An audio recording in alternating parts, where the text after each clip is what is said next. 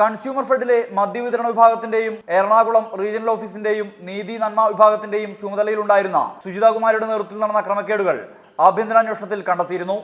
ഈ സാഹചര്യത്തിൽ ടോമിൻ തച്ചങ്കരി MD ആയിരുന്ന കാലത്ത് ഇവരെ നീതി മെഡിക്കൽ വെയർഹൌസിലേക്ക് തരം താഴ്ത്തി. തൃശൂർ വിജിലൻസ് കോടതി രജിസ്റ്റർ ചെയ്ത കേസിൽ 7ാം പ്രതിയാണ് സുജിതാകുമാരി. കേസിൽ ത്വരിതാന്വേഷണം തുടരുന്നതിനിടെയാണ് ഇവർക്ക് സ്ഥാനക്കയറ്റം നൽകിയിരിക്കുന്നത്. തിരഞ്ഞെടുപ്പ് വിജ്ഞാപനം ഇറങ്ങുന്നതിന്റെ തലേദിവസമായ മാർച്ച് 3-നാണ് ഇതു സംബന്ധിച്ച ഉത്തരവ് നിലവിലെ MD രത്നകുമാർ പുറത്തിറക്കിയത്. ത്രിവേണി, മരുന്നുകൾ, സ്റ്റേഷനറി, നോട്ട്ബുക്ക് എന്നിവയുടെ പൂർണ്ണ ചുമതല നൽകിക്കൊണ്ടാണ് ഉത്തരവ്.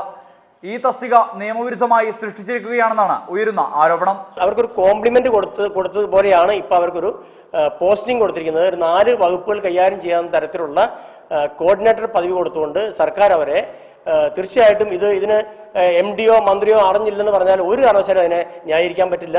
അഴിമതിക്കാരായ ഉദ്യോഗസ്ഥരെ സംരക്ഷിക്കുന്ന നിലപാട് നിലവിലെ MD തുടരുന്നതായാണ് ആരോപണം. അതിനിടെ കോഴ വാങ്ങി 1000-ഓളം താൽക്കാലിക ജീവനക്കാരെ കൺസ്യൂമർ ഫെഡിൽ സ്ഥിരപ്പെടുത്താനുള്ള നീക്കം അണിയറയിൽ നടക്കുന്നതായും ആക്ഷേപം ഉയരുന്നുണ്ട്. തൃശൂരിൽ നിന്നും സുർജിത് അയ്യപ്പത്ത്, റിപ്പോർട്ടർ.